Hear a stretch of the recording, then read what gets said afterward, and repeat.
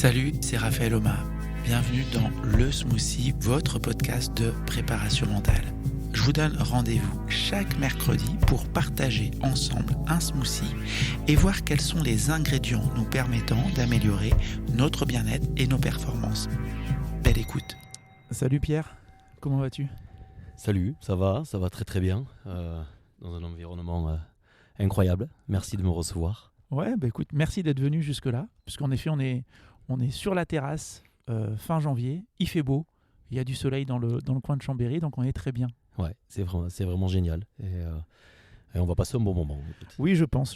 En tout cas, on a eu souvent des discussions ensemble, non enregistrées, et tu m'as fait la gentillesse d'accepter de venir discuter un peu dans le smoothie, donc c'est top. J'espère vraiment que le soleil te gênera pas trop. Tu l'as un peu dans les yeux, mais au moins c'est bon pour les vitamines D. Ouais, je vais en profiter. J'arrive de Grenoble, n'oublie pas. Donc là, je vois le soleil, je l'ai, et c'est génial. Et je suis très content de rejoindre un peu le clan du smoothie. Voilà, parce que j'en ai écouté, alors pas énormément, mais j'en ai écouté en tout cas ceux qui m'intéressaient de plus près. Celui, voilà, que tu m'as déjà partagé. Et voilà, je peux dire que c'est un privilège. Je trouve ça sympa. Et puis, en plus, c'est je trouve toujours un excellent exercice. Bon, bah super. Pour l'instant, alors c'est vrai que moi, tu vois, je présente jamais mes invités. Je fais jamais l'introduction. Donc, les smoothers et les smootheuses, comme je dis, ne savent encore pas exactement qui tu es. Mais est-ce que tu pourrais nous partager, Pierre, 2 ou 3 événements qui font que tu es le monsieur que tu es maintenant, là, on va dire début 2024? Alors, je ne sais pas si je peux ressortir 2 ou 3 événements. Ce qui est sûr, c'est que j'ai été longtemps, parce que je pense avoir évolué, j'ai été longtemps quelqu'un de très têtu. Et quand j'avais décidé de faire quelque chose, je fonçais. Et dans la construction et dans les étapes de l'homme que je suis ou de l'entraîneur, il y a quelque chose en tout cas qui ressort, c'est que à chaque étape, il y a eu quelqu'un pour me tendre la main. Okay. Voilà. Et ça, c'est quelque chose que j'ai en moi, que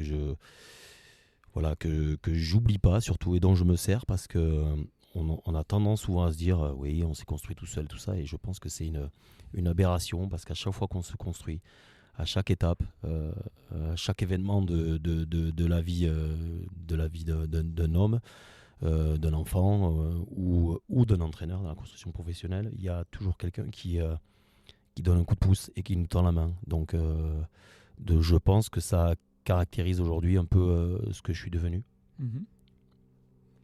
On dit que je suis assez exigeant, mais toujours bienveillant. Donc je pense que ça vient de là. On a entendu que tu étais un petit peu donc entraîneur. On a entendu là dans ta présentation, tu as dit l'homme et l'entraîneur que je suis. Est-ce que tu arriverais ou pas, il serait opportun ou pas, peut-être pas, hein, mais de mettre en avant 1 ou 2 coups de main que tu as reçus sur ton parcours? Avant d'être entraîneur, j'ai été joueur de basket. Voilà, j'ai été une quinzaine d'années professionnel, et je crois que la première personne qui m'a donné un coup de main, et ça paraît incroyable, mais je l'ai toujours en tête, c'est un gardien de gymnase d'un collège qui était à côté de chez moi. Je vivais dans une petite ville des Hautes-Pyrénées, et des gens passionnés de basket, il n'y en avait pas des tonnes. Et pour jouer au basket, il fallait avoir accès à ce gymnase, et j'avais pris mon courage à 2 mains et je suis allé voir ce gardien, et je lui ai demandé si sur les jours de fermeture, en tout cas du collège, j'avais la possibilité, il avait la possibilité de m'ouvrir et fermer. Et je crois que c'est une grande partie, en tout cas, si j'ai ma petite réussite de joueur, hein, parce que c'est pas non plus une grande carrière, mais déjà c'est la première personne qui m'a tendu la main.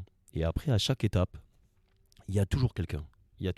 Alors, c'est difficile de sortir des gens comme ça. Il y a aussi la famille. Il y a bien sûr aussi mon épouse qui me tend la main souvent pour me remettre les pieds sur terre. Donc ça, c'est une aide précieuse. Et il y a les enfants. Et il y a les rencontres.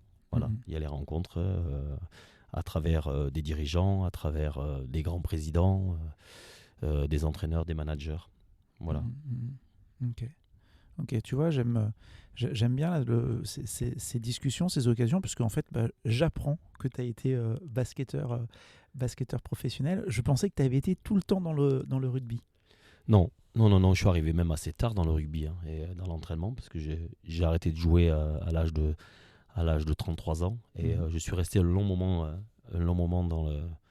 dans le monde du basket parce que j'ai basculé d'abord comme entraîneur de basket D'accord. avant de m'orienter sur la préparation physique et plus globalement sur la performance par la suite. Donc j'ai un parcours un peu atypique. Un peu Mhm, atypique mhm. où j'ai eu la chance, parce que je pense que ça m'a construit aujourd'hui en tant que préparateur physique, d'entraîner.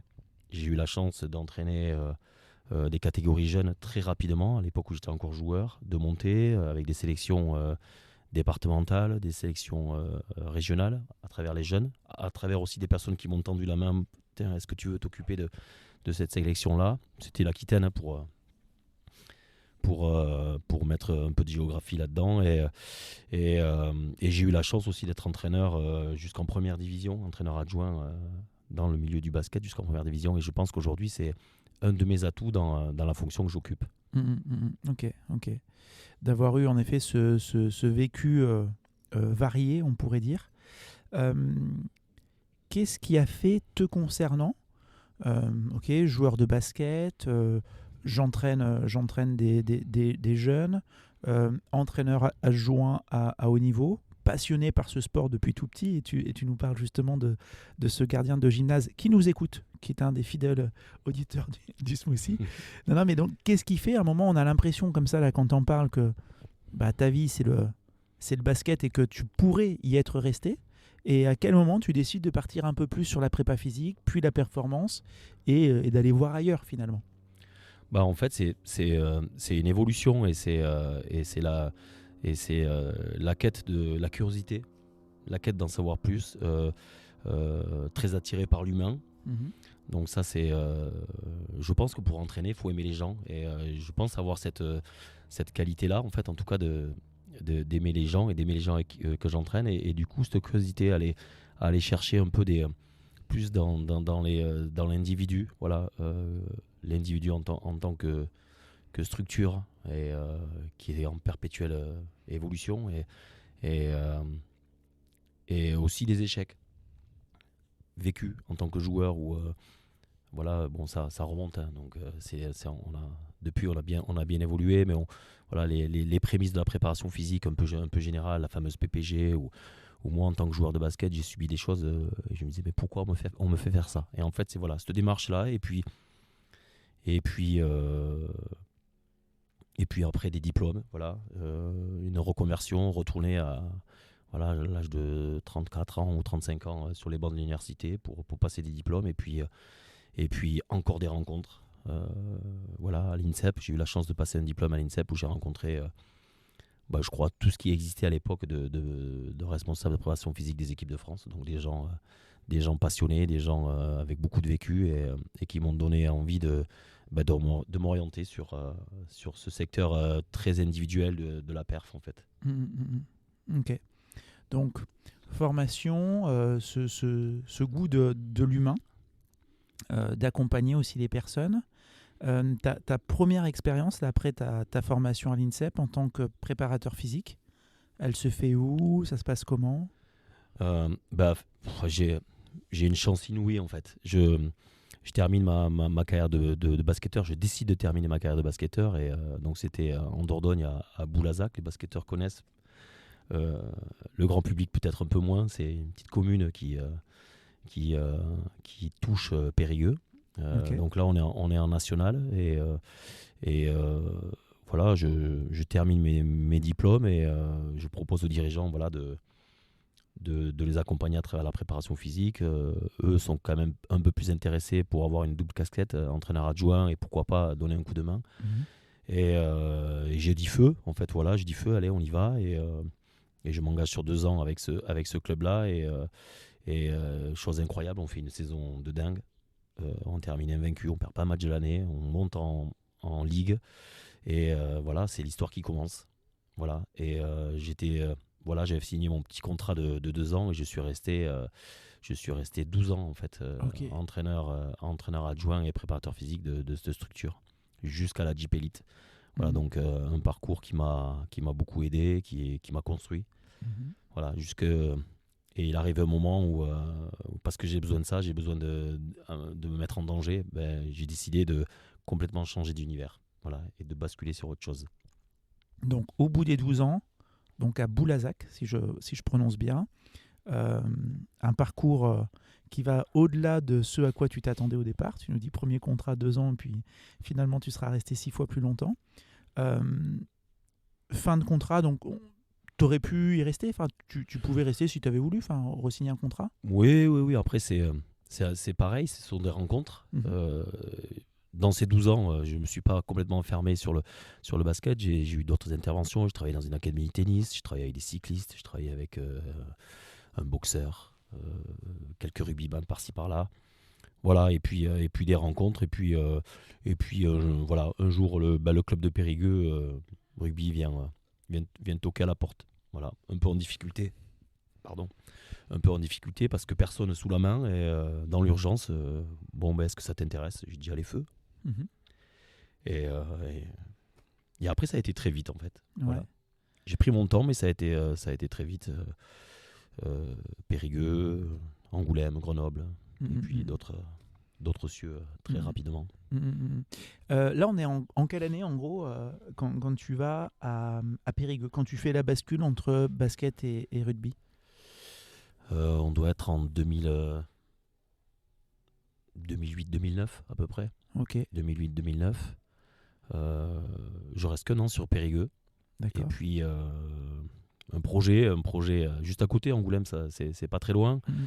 Un projet naissant, un peu fou, de dirigeants, voilà. Le club en Fédéral 2 qui vivote, une fusion, et puis un projet un peu dingue de monter sous 5 ans en Fédéral 1. Bon, moi, ça me paraissait pas. Sauf qu'au bout de 3 ans, on se retrouve en Pro D2 et arrive le choix, en Et le fait. club y est toujours Et le maintenant, club y ouais. est toujours, ouais, Mhm. et arrive le choix, parce qu'en parallèle, moi, j'avais continué mon activité. J'avais lâché mon poste d'entraîneur adjoint, mais j'étais toujours préparateur physique du basket. Et euh, le soir d'une finale de Coupe de France à Bercy avec le basket, une discussion avec à l'époque le manager du club, voilà, il me met un peu l'épée de Damoclès, me dire bon, maintenant il va falloir faire un choix, quoi. Mhm. Et tout le monde était persuadé que j'allais revenir à mes premiers amours, et non, j'étais tombé dans la passion du rugby et de ce sport qui est engageant, qui est, voilà, un sport de combat, et j'ai choisi le rugby. Mhm. Et j'en suis maintenant, je ne l'ai jamais quitté. Et c'est vrai que j'ai cette étiquette maintenant de prépa rugby, d'homme de rugby, alors que pas du tout, en fait, Mhm. pas du tout. Mhm. Et j'ai jamais joué au rugby. Ça nous fait un autre point commun, on pourrait dire. Voilà. Euh, Est-ce que tu as l'impression, ou pas, hein, c'est vraiment une question naïve, est-ce que tu as l'impression que ton passé de basketteur t'aide aujourd'hui dans ton métier de responsable de la performance dans des clubs de rugby? Alors, pas spécialement de basketteur. Euh, Ce qui m'aide, en fait, c'est d'avoir été confronté à la compétition Mhm. au quotidien, et donc d'avoir autant les ressentis de l'athlète que les ressentis aussi de l'entraîneur, parce que j'étais confronté à ça en tant qu'entraîneur adjoint, avec toutes les problématiques liées à l'athlète ou liées à l'entraîneur. Et aujourd'hui, moi qui suis dans un rôle un peu plus euh, euh, d'organisation, de structuration, de méthodologie, ça m'aide parce que les ressentis des deux parties, je les ai, en fait. Et dans la construction de tout ça, je pense que je pense que c'est un atout. Ouais. Mhm. Ok. Oui, oui, de par ton parcours, tu as été à différents postes, on pourrait dire, de la performance. Déjà celui de l'athlète, hein, de celui qui Mm. produit la perf, de l'entraîneur, et maintenant ton titre, c'est directeur de la performance ou Oui, ça fait un peu pompeux, directeur de la ouais, performance, responsable de la performance. responsable perf. Ouais, Ok. en fait, c'est vrai que c'est des nouveaux termes. C'est des nouveaux termes. Ce sont des nouveaux postes qui ont été aussi amenés par la nouvelle technologie et le recul qu'on peut prendre à travers l'arrivée des data, GPS, l'arrivée de la préparation mentale qui commence quand même à bien s'imprégner. Et en fait, la performance, ça veut un peu tout dire et rien dire. Mais la performance, c'est multifactoriel, c'est individuel, c'est collectif, c'est sectoriel, c'est multisectoriel. Donc moi, ce qui est le premier rôle que j'ai là-dedans, en fait, c'est de mettre en place une méthodologie structurée et de l'organiser, voilà, à travers tous les intervenants, de l'entraîneur principal, entraîneur spécifique, préparateur physique, kiné et secteur médical. Ok. Est-ce que ça veut dire, pour bien comprendre, parce que je me dis de l'extérieur, bon, j'aime beaucoup le sport, j'interviens aussi dans le sport, et je pense que pour pas mal de personnes, c'est pas forcément clair justement cette différence entre le responsable de la perf et le préparateur physique. Je pense qu'il faut un peu de l'explication pour bien comprendre. Là, moi, des premières explications que tu nous donnes, ce que j'entends, c'est que responsable de la perf, tu as aussi un regard sur le jeu ou pas, ou tu es que sur la performance athlétique, puis la partie staff technico-tactique façonne des joueurs de rugby. En fait, je suis en lien avec tous les secteurs de la performance. Donc, la première des choses, c'est responsable de tout ce qui est préparation athlétique, on est bien d'accord. Donc, c'est pour ça que souvent que les responsables de performance sont souvent les anciens préparateurs physiques. Et il y a surtout une autre casquette qui est très importante, c'est la structuration des entraînements collectifs, la partie optimisante à travers le projet de jeu. Donc, partie assez délicate en fait, quand on ne vient pas du milieu qu'est le rugby par exemple. C'est que moi je suis confronté à travers les réunions, à travers des échanges avec les entraîneurs spécifiques, avec l'entraîneur principal à la construction des entraînements en termes de durée, intensité, espace-temps, voilà, et l'orientation individuelle après des joueurs. Alors, ça paraît un peu complexe tout ça, mais on a des aides précieuses dans chaque secteur. J'ai des aides et une fois que la méthodologie est en place et bien structurée, c'est une logistique en fait, et c'est tout un suivi auquel on est confronté tous les jours, mais hyper passionnant. Oui, on en parlait, alors que ce soit juste avant de faire l'épisode ou précédemment aussi au téléphone, de la passion. Comment dans ton métier justement cette passion peut t'aider, et est-ce que des fois elle te dessert? Je pense que sans passion, on est voué à l'échec.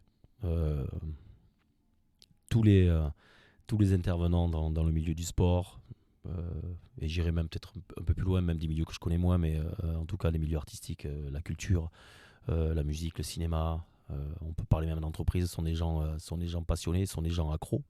Et je pense que pour travailler dans la compétition, en tout cas, faut être complètement accro. Alors, ça nous sert parce que c'est facile en fait. Je vais prendre une anecdote. Hier soir, à minuit et demi, j'ai reçu un message d'un ami entraîneur de rugby en top 14, et il me partageait en fait une méthode de travail de l'OL. À minuit et demi. À minuit et demi, quoi. Et voilà. tu l'as lu à minuit et demi. Et à minuit et demi, j'ai ouvert la page et j'ai lu l'article et je lui ai répondu. Et voilà. Et là où ça peut desservir, c'est si mon épouse avait été avec moi, elle m'aurait traité de dingue et elle m'aurait dit ça suffit, quoi. Donc c'est un peu, voilà, c'est ce penchant, c'est trouver l'équilibre entre cette passion qui est dévorante, ces échanges qui sont permanents. Ça s'arrête jamais. Il n'y a pas de dimanche, il n'y a pas de jour férié, il y a pas de, voilà, on essaie de trouver un équilibre. Et puis voilà, et puis tout le côté un petit peu perso, où la famille, les enfants, où il faut laisser un peu de place, et en fait, faut jongler à travers tout ça, et c'est ça qui est le plus compliqué. Mais je crois pas être la seule personne. Je crois que je pense que tu peux être confronté à ça aussi, quoi. Voilà. Sinon, on serait pas là cet après-midi. Même si on discuter. Voilà. Ouais, à je suis discuter. d'accord. On voit souvent, la performance sportive vraiment comme un tourbillon d'émotions. On prend l'ascenseur émotionnel des fois même plusieurs fois pendant un match, si on parle par exemple d'un match de rugby. Est-ce qu'avec le temps, tu gères mieux ces émotions de victoire, de défaite, etc. Est-ce que tu vois une évolution ou pas avec le temps? Je pense pas gérer la performance ou la contre-performance sur le moment, mais la gérer au mieux. Je crois pas avoir eu vraiment d'évolution par rapport à ça. Enfin, les colères arrivent comme les états de joie. Par contre, je pense qu'avec avec le temps, on prend de plus en plus de recul et on sait quand il faut mettre peut-être un stop, quand il faut prendre du recul. On en a parlé tout à l'heure sur la périodisation, où aujourd'hui, moi, j'ai le J+1, l'après-match, le lendemain d'un match, je l'ai complètement éliminé du process d'entraînement. Voilà, ce que je faisais pas il y a encore peut-être une dizaine d'années. Parce que je sais que l'individu, l'athlète, l'entraîneur, le manager, on n'est pas prêt à gérer nos émotions si proches de l'événement. Donc voilà, c'est comme ça qu'on arrive à le gérer. Et la chose sur laquelle j'ai peut-être un peu plus évolué, c'est le relationnel avec le relationnel entraîneur-entraîné, le relationnel entraîneur-entraîneur, la gestion humaine, la gestion mentale, même si je ne suis pas un expert.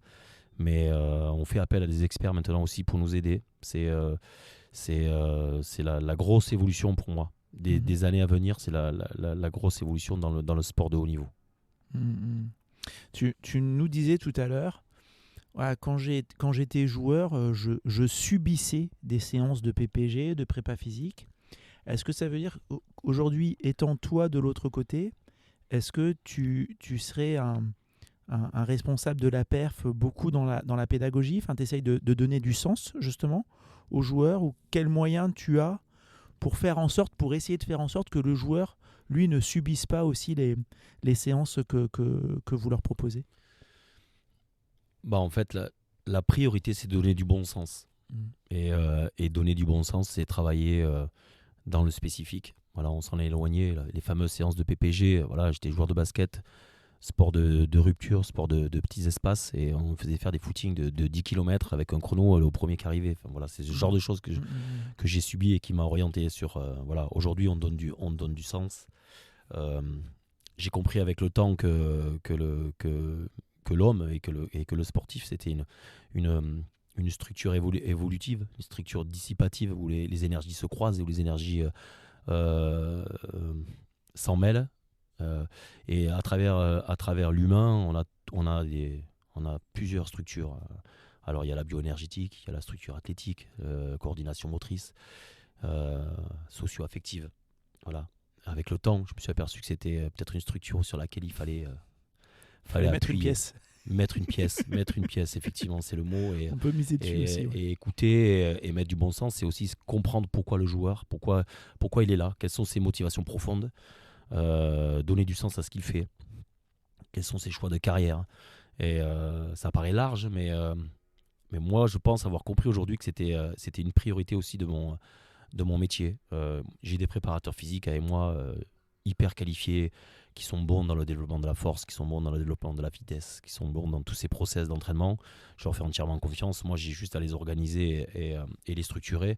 Et une grande partie de mon travail aujourd'hui, c'est d'aller vers la collaboration des joueurs entre eux, d'aller voilà, dans l'individu, savoir un peu ce qu'il... sans être un expert, mais essayer de comprendre en fait, ce qui le motive et essayer de comprendre pourquoi il agit comme ça. Et c'est la partie un peu comportement.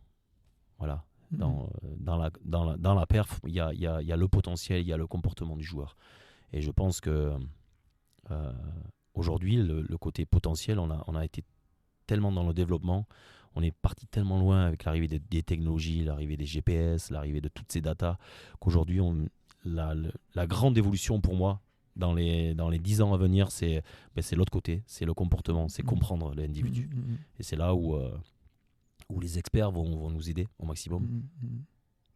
Ouais, alors forcément, je bois du petit lait, entre guillemets, mais c'est vrai que tu as beaucoup évoqué le terme de motivation.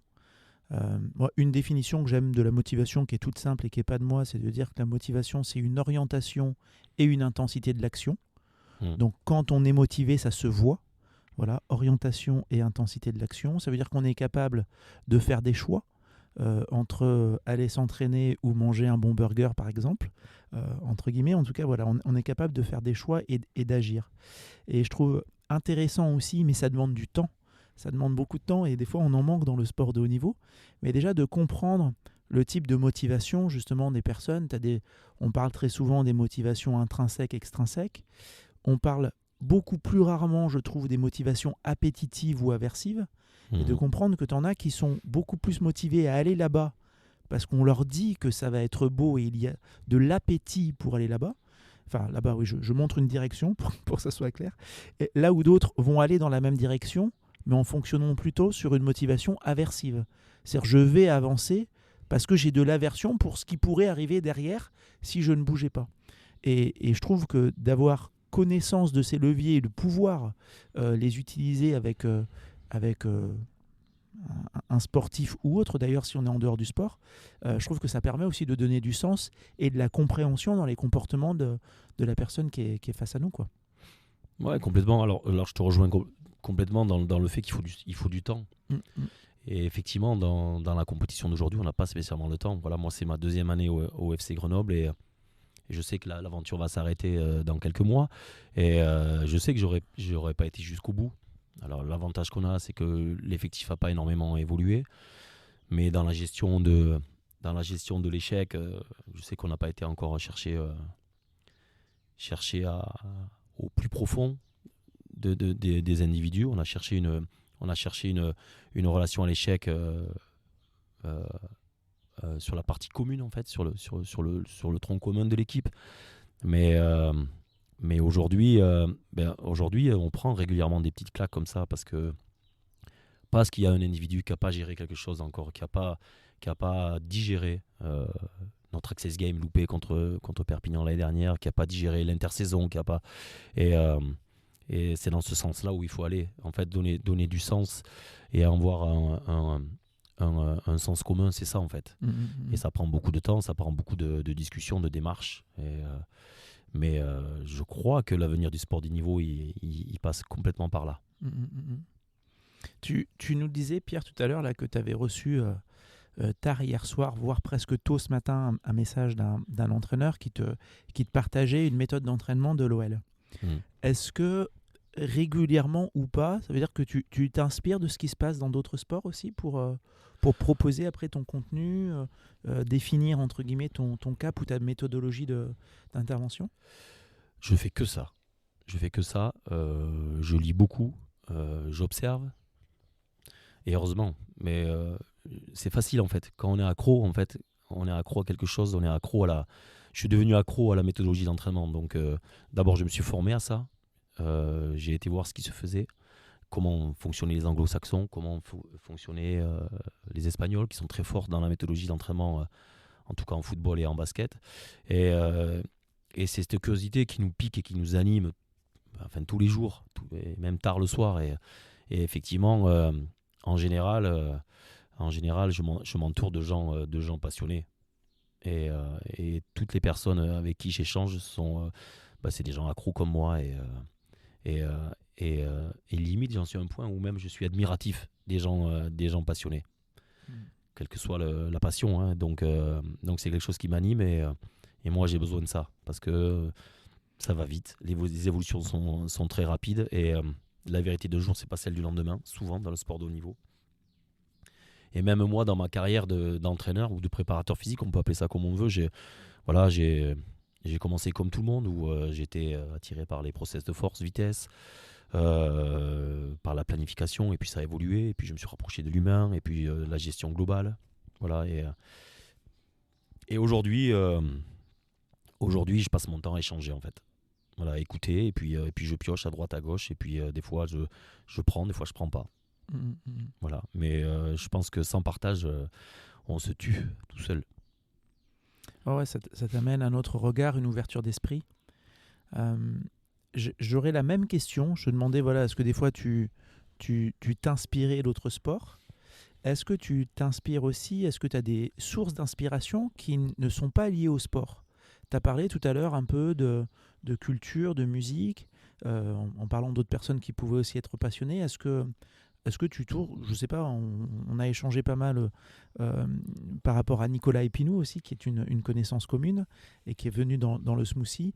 Nico, je sais qu'il s'inspire beaucoup de la philosophie. Voilà, il n'est pas philosophe, mais c'est quelqu'un qui adore écouter du contenu ou lire du contenu en lien avec la philo. Est-ce que toi, tu as comme ça des sources d'inspiration ou pas? Alors, la première source d'inspiration, c'est le milieu universitaire, c'est la recherche, c'est la science aussi, parce qu'on est obligé quand même en tout cas de lire, parce que ça évolue tout le temps. Donc ça, c'est ma première source d'inspiration, on va dire, qui paraît indispensable et incontournable. Ensuite, j'aime beaucoup échanger avec l'entreprise, avec les chefs d'entreprise, avec les responsables de RH, voilà, les grands managers ou l'entrepreneuriat individuel et j'apprends beaucoup du milieu de l'entreprise en fait. Et on a toujours essayé de créer des parallèles. Et moi j'ai trouvé un parallèle qui paraît pourtant très lointain, c'est à travers l'entreprise, c'est le milieu de la gastronomie, le milieu de la cuisine en fait. Ok. Et j'ai trouvé énormément de similitudes avec le sport, avec le management qu'il y a dans le sport, le management qu'il y a dans une cuisine, dans un grand restaurant, avec la hiérarchie. Et la hiérarchie qu'on trouve et ces staffs qui sont quand même maintenant assez pléthoriques. J'aime bien faire les parallèles entre ces deux univers qui paraissent lointains, mais qui à l'arrivée se ressemblent beaucoup. Donc quand j'ai l'occasion, je connais quelques chefs, j'ai la chance de connaître quelques chefs aujourd'hui, j'essaie d'échanger aussi avec eux parce qu'on se rejoint sur plein de choses, sur la gestion de l'humain, sur la gestion d'une équipe, la gestion voilà, des différents égos, voilà c'est un peu en ce moment je suis un peu là-dedans. Okay. Et puis en plus ça permet de faire des bonnes bouffes après, donc, j'imagine, donc c'est chouette. Ouais. J'imagine, écoute, ça me donne l'eau à la bouche en tout cas. Est-ce que, donc là j'entends, et en effet tu vois ça me fait penser, moi j'avais pu échanger il y a quelques temps avec un chef d'orchestre, de la police nationale. Donc c'est très souvent les orchestres qui vont intervenir dans des grandes manifestations sportives, jouer au Stade de France ou autre. Et je trouvais là aussi intéressant, on pourrait se dire milieu très éloigné du sport, et un peu comme pour la gastronomie, il y a une unité de temps, de lieu d'action, il y a le fait de devoir performer maintenant. On a des clients qui attendent, voilà, et d'être bon maintenant. Là, j'entends en effet cette source d'inspiration pour toi. Est-ce que parfois tu as la possibilité ou pas de te dire, tiens, là, telle discussion avec ce chef est plaisante, ça m'inspire, mais je trouverais intéressant que le manager l'entende, ou que les joueurs l'entendent, ou peut-être que les joueurs passent derrière les fourneaux. Alors le résultat sera peut-être pas aussi bon, mais voilà, est-ce que des fois tu essayes de créer ce contact aussi avec les personnes qui travaillent avec toi, ou pas? En tout cas, c'est une réelle volonté. Voilà, l'idée, effectivement, je l'ai déjà eue. La réalité fait qu'on est pris souvent par le temps. Par le temps, ce qu'on disait tout à l'heure. Ouais. Que ce soit du côté de la cuisine ou du côté du sportif, on est pris dans une espèce de spirale où on n'a pas le temps d'écouter. C'est malheureux, hein, c'est malheureux et on devrait peut-être prendre un peu plus le temps de le faire. Mais en tout cas, c'est quelque chose que j'ai toujours avec moi et je sais que il y a des échanges qui se feront, il y a des trucs qui se mettront en place. Après, voilà, faut trouver le bon moment. Voilà, les bonnes personnes et le bon moment. Non, mais c'est vrai qu'on est toujours dans l'urgence finalement. Et ça ne veut pas dire que ça ne serait pas intéressant, mais finalement, on n'a pas forcément le temps ou assez de temps pour se dégager une demi-journée ou une journée là-dessus, quoi. Ok. J'aimerais un petit peu aller sur le Pierre en dehors de cette passion, en dehors du rugby. Alors sans rentrer dans des détails intimes, mais finalement, voilà, on voit beaucoup de bons côtés à la passion. Est-ce que quand même, tu as besoin ou pas parfois de t'éloigner un peu de cette passion pour y revenir avec plus d'appétit, ou tu es finalement, et c'est aussi tout à fait possible, mais 365 jours en mode responsable de la perf, avec de l'appétit pour ça, ou est-ce que des fois tu as besoin de couper un peu et de t'en éloigner? Le besoin, j'en ai. La réalité fait que on décroche pas souvent. Alors à la base, c'est assez paradoxal. Je suis quelqu'un de solitaire, Mhm. donc j'aime passer du temps tout seul. Et effectivement, quand ça me rattrape, je coupe et je passe 2-3 jours, ça va jamais au-delà, où je me retrouve chez moi dans ma maison de campagne en Charente-Maritime, où je me coupe un peu du monde, voilà, parce qu'en fait, je m'aperçois que tout mon univers, en fait, il est construit autour de ça. Et toutes les personnes que je fréquente, en dehors de la famille, on est bien d'accord, hein, travaillent dans le sport ou travaillent dans la gastronomie. Donc on est dans une espèce de compétition permanente et on y revient tout le temps. Donc quand je coupe, effectivement, c'est la famille. Donc on trouve des moments où on s'isole et on se coupe un peu de tout ça, mais ça dure jamais très longtemps. C'est grand maximum 3 jours. Mhm. Et Ok. dans ces 3 jours, il y a souvent le petit diable derrière qui me dit ouvre ton ordinateur pour voir s'il n'y a pas un truc à... Mais bon, on y arrive, on y arrive. Ok, ok. Et du coup, si je comprends bien, alors excuse-moi, c'est pour avoir une bonne représentation, c'est t'es dans l'accompagnement des joueurs, dans la recherche de la perf, et quand tu coupes, ça va être 2 ou 3 jours. Est-ce que tu as des coupures? Là, tu me disais, voilà, ces temps-ci, je suis à Grenoble, là, c'est ta deuxième saison à Grenoble. Est-ce que tu as des coupures dans la semaine ou pas tant que ça? Est-ce que tu te prends des fois des 2 heures pour aller marcher seul en montagne? Ou c'est je bosse, je bosse, je bosse, puis je me prends tous les 3 4 mois, c'est 3 heures, c'est 3 jours, pardon, plus ou moins seul. C'est une variante. C'est une variante et effectivement, depuis que je suis à Grenoble, j'ai arrêté de courir. Avant, Ok. voilà, mon échappatoire, c'était de partir courir. C'était pratique quand j'étais en Charente-Maritime ou en Charente parce que j'avais l'accès à des trajets de course rapidement. Là, je vis en centre-ville, donc j'ai un peu ralenti là-dessus. Mhm. Ça me manque un petit peu, mais du coup, je me suis mis à la marche, ouais, Ok. effectivement, où je pars et je mets les écouteurs et je coupe. Ça, je le fais obligatoirement 1 à 2 fois par semaine. D'accord.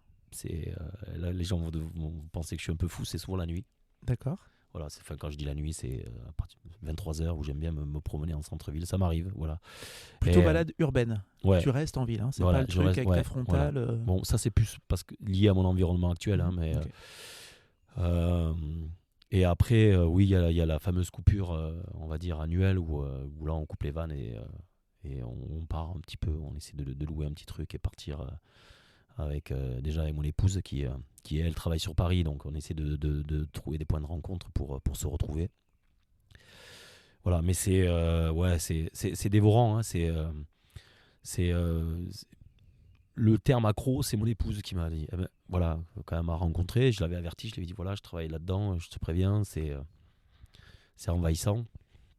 Et elle m'a dit mais en fait c'est pas envahissant, t'es complètement accro, c'est une drogue en fait. Et elle a mis vraiment le doigt dessus. Et effectivement, aujourd'hui, je m'aperçois que c'est des passions dévorantes, mais on en a besoin en fait. Dès qu'il y a 2-3 jours où il n'y a plus tout ça, ça revient très rapidement. Mhm. Donc Ouais, aujourd'hui, c'est une addiction, quoi. c'est une addiction complètement, ouais. Ouais. C'est une addiction avec aussi, je trouve, une difficulté. Si je me mets du côté des sportifs, moi je repense à un copain de Staps de l'époque qui à une période courait 2 fois par jour, je pense 6 jours sur 7. Et on était complètement dans l'addiction. Et en même temps, on est dans une addiction qui est très souvent valorisée socialement. C'est-à-dire que là où on ne va pas valoriser le fait d'être addict à l'alcool, le fait d'être addict au sport ou à son métier peut être parfois valorisé.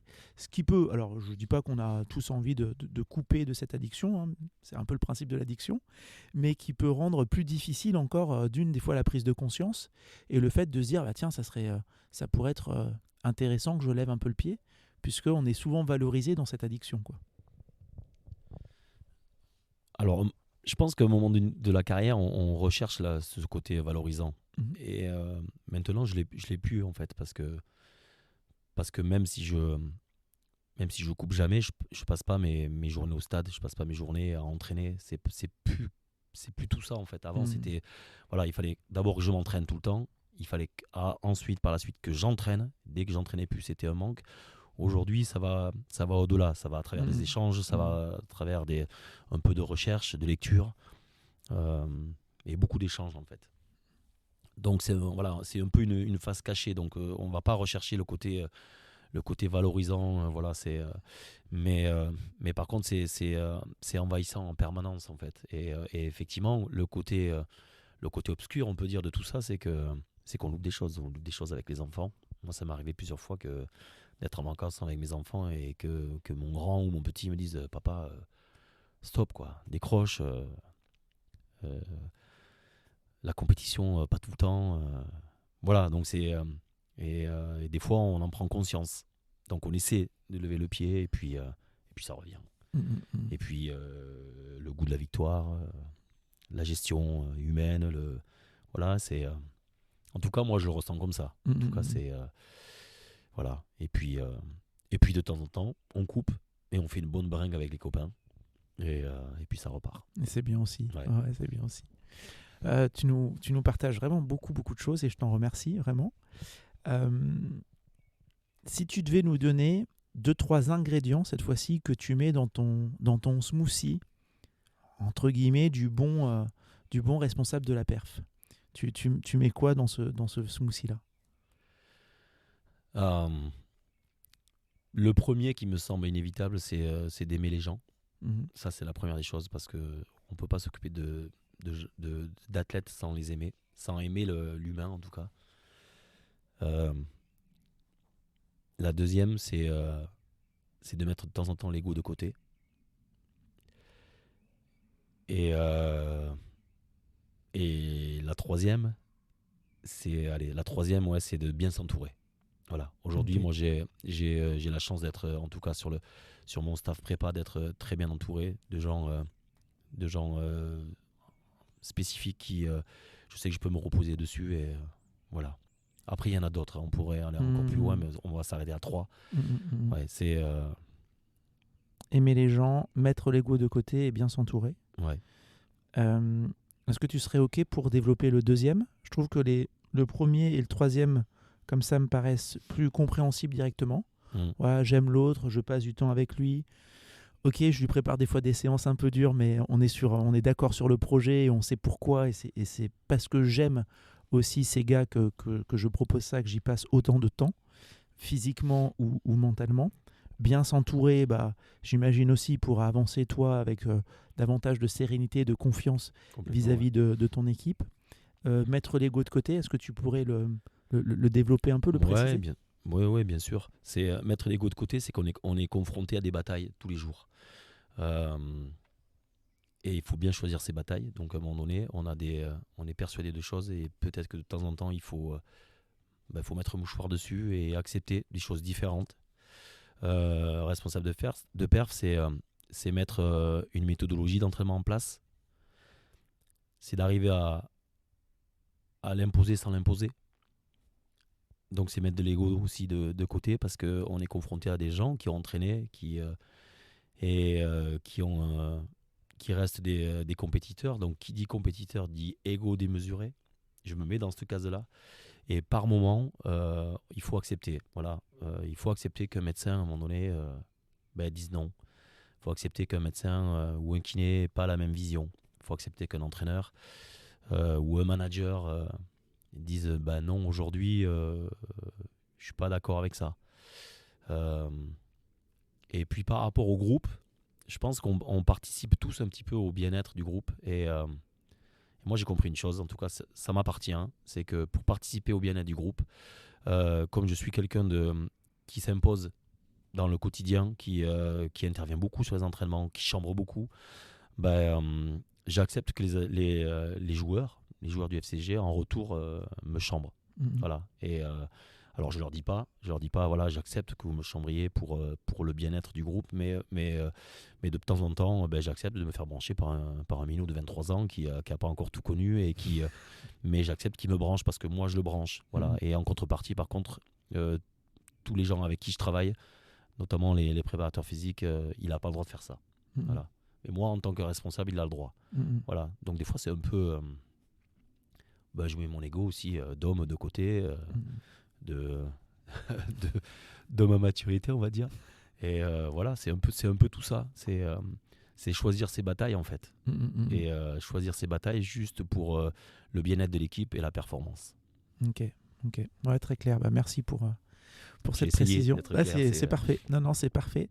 Pierre, écoute, il me reste 3 questions, je pense, pour toi. La première question, c'est est-ce qu'il y a une question que je ne t'ai pas posée que tu aurais aimé que je te pose?